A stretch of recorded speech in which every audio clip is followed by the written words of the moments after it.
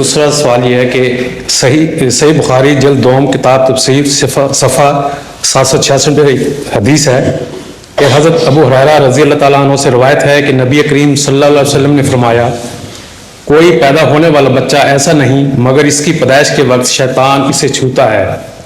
بس وہ شیطان ہی کے چھونے کے باعث چیختا چلاتا ہے ماں سوائے حضرت مریم اور ان کے صاحبزادے حضرت عیسیٰ کے۔ اس کے بعد حضرت ابو ہریرہ نے فرمایا کہ اگر تم چاہو تو یہ آیت پڑھ لو وَإِنِّي أُعِيذُهَا بِكَ وَذُرِّيَّتَهَا مِنَ الشَّيْطَانِ الرَّجِيمِ، تو جس کا ترجمہ ہے اور میں اسے اور اس کی اولاد کو تیری پناہ میں دیتی ہوں روندے ہوئے شیطان سے۔ حضور مس شیطان سے کیا مراد ہے اور اس کی کیا حقیقت ہے؟ یہ جو مس شیطان یہاں ہے اس حوالے میں، اس سے مراد تو یہ ہے کہ بچہ تکلیف محسوس کرتا ہے اور تکلیف کی وجہ سے روتا ہے، اور یہی وجہ ہے رونے کی، ورنہ شیطان عملاً بچے کو چھوتا نہیں ہے۔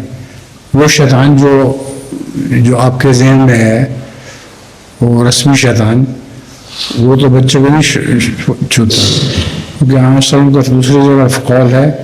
کل مولود یولد علی الفطرت ہے کہ ہر مولود فطرت کے اوپر پیدا ہوتا ہے، اور فطرت اللہ تعالیٰ کی فطرت ہے، تو اس لیے یہ وہم ہے کہ شیطان واقعتاً بچے کو چھوتا اس لیے ہوتا ہے۔ شیطان سے مراد کوئی بھی تکلیف دہ چیز ہے، تو جب بچہ تکلیف محسوس کرتا ہے پیدائش کے وقت اس وقت وہ چیختا ہے۔ تو اس کا مطلب حضور کہ حضرت مریم اور حضرت عیسیٰ علیہ السلام، میں یہ کہہ رہا ہوں اب یہ بات جو آپ کہہ رہے ہیں یہ ناجائز ہے، ناممکن ہے کہ رسول اللہ صلی اللہ علیہ وسلم کی دفعہ تو شیطان نے چھوا ہو اور حضرت مریم کی دفعہ نہ چھوا ہو، حضرت عیسیٰ کی دفعہ نہ چھوا ہو،